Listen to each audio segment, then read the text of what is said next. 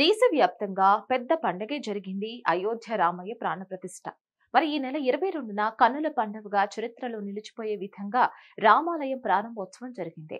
అయితే అద్భుత రీతిలో నిర్మించిన ఈ ఆలయం చాలా పటిష్టంగా ఉందని శాస్త్రవేత్తలు ధృవీకరించారు కూడా. ఈ ఆలయం 2500 ఏళ్లకు ఒకసారి వచ్చే భారీ భూకంపాలను సైతం తట్టుకొని నిలిచేలా దీన్ని డిజైన్ చేశారని నిర్ధారించారు.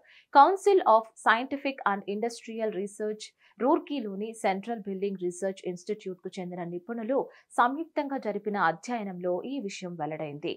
జియోఫిజికల్, జియోటెక్నికల్ సాంకేతిక విధానాలు, పునాది డిజైన్, 3D స్ట్రక్చరల్ అనాలిసిస్ ద్వారా అధ్యయనం చేశారు. గరిష్టంగా వచ్చే భూకంపాలను తట్టుకునేలా ఆలయ నిర్మాణ భద్రతను నిర్ధారించడానికి శాస్త్రీయ అధ్యయనం జరిగింది. ఇది 2500 ఏళ్లలో వచ్చే శక్తివంతమైన భూకంపాన్ని తట్టుకుంటుందని CSIR-CBRI సీనియర్ శాస్త్రవేత్త దేవ్ దత్తా ఘోష్ చెప్పారు. 50 కంటే ఎక్కువ కంప్యూటర్ మోడల్స్ ను తయారు చేసిన తర్వాత మందిరం డిజైన్ ను సిఫారసు చేసినట్లు చెప్పారు. ముఖ్యంగా పునాది డిజైన్ ను నిర్మాణం తీరుపై అధ్యయనం చేశారు. అంతేకాకుండా రామాలయ నిర్మాణానికి ఇనుము, ఉక్కును ఉపయోగించలేదు. వీటి కాల పరిమితి 90 ఏళ్ల వరకు మాత్రమే ఉంటుంది. అందుకే నిర్మాణంలో వీటిని ఉపయోగించలేదు.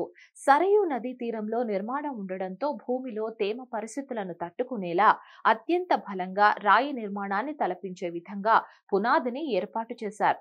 పూర్తిగా రాతితో ఇంటర్లాక్ టెక్నాలజీతో రామ మందిర నిర్మాణం జరిగింది. మరిన్ని అప్డేట్స్ కోసం please like, share and subscribe to hit TV.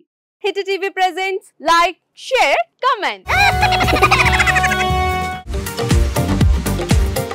TV వాళ్ళకు కూడా నేను ఒక సర్ప్రైజ్ ఇద్దాం అనుకుంటున్నాను. మీరు మాత్రమే జెస్సీ ఎందుకు అయ్యారు? ఇలాంటి అమ్మాయిలకి పిలవడానికి బాగుంటుంది. చందు సాయికి like you and have a జనాలకి ఒక పేరు నచ్చిందంటే దీనికి ఒక ప్రాసెస్ ఉంటుంది. ఎందుకు ప్రాసెస్ డైరెక్ట్‌గా వెళ్ళిపోదాం. ఏదైనా ఒకటి మర్చిపోయినావా నువ్వు? మర్చిపోయినా మేడం. ఏం మర్చిపోయావు? నా గుండె. ఏదో ఆ టైంకి మన సుడి బాగుంటే ఎవరన్నా చూపిస్తే రాయగలం కానీ డోర్ టు డోర్ సేల్స్ చేసేవాళ్ళు. శారీ వస్తుంది, శారీలో వెనకాల కట్టుకుని